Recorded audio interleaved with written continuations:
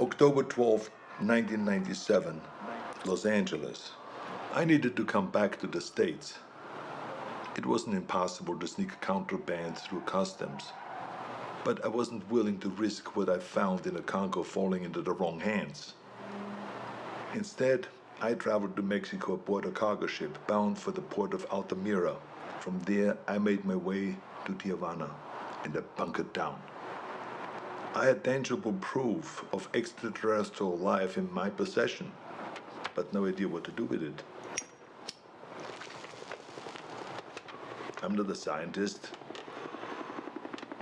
I did a soldier's duty and secured valuable intel. This was out of my pay grade. I kept an eye on the news. Los Angeles was having a record-breaking heat wave and a gang war on the streets. It was perfect. I could feel it in my bones.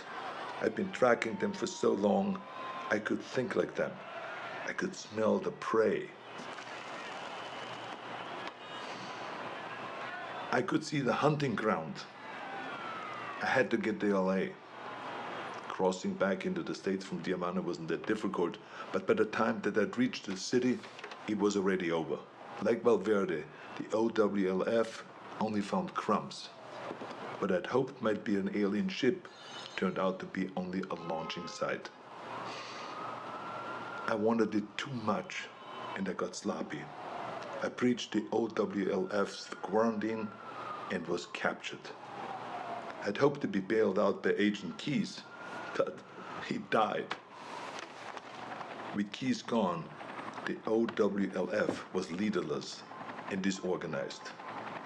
I was interrogated, but I negotiated my release by bartering the alien materials that I'd recovered from the Congo. During the negotiations, it was clear how little they knew. They needed someone who understood the threat, so I offered to work with the OWLF as a consulting advisor. They had the funding, the technology that I needed to continue my hunt. I wouldn't work for them, but I would work with them. There will be a weapon that I can use to hunt down these predators as they move to fresh ground. It's only a matter of time until they see us as a real threat. When the prey can fight back, it's no longer a hunt. It is war.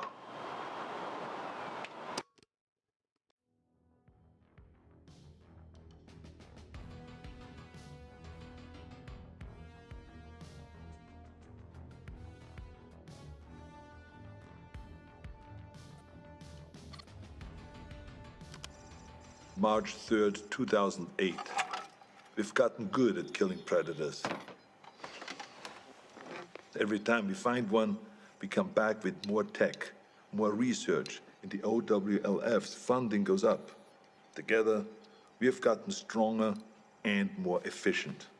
For a time, the aliens were surprisingly predictable. They had no idea that we knew so much about them. But that began to change. They sent better hunters every time. They're beginning to see us as a threat. Or we've become a more worthy prize.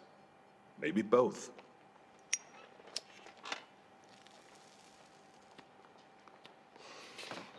We know this because our last encounter was special. We weren't certain if they had any gender to speak of, but that changed when we came into contact with the female. She was smarter and deadlier. She didn't fuck around like the males did. She was direct, ruthless, and skilled. I was in Laos when we first came into contact with her. It was Valverde all over again. Her ambush wiped out my entire team. Only this time, she got me. In a small village, I lost track of her, just long enough for her to pin me with a razor net. Pinned against the wall, razors cutting into my face. I've been fighting for so long, I was ready to die. I should be dead. Instead of making the kill She cloaked and vanished into the jungle. The net relaxed, and I escaped with my life, and a scar to remember her by.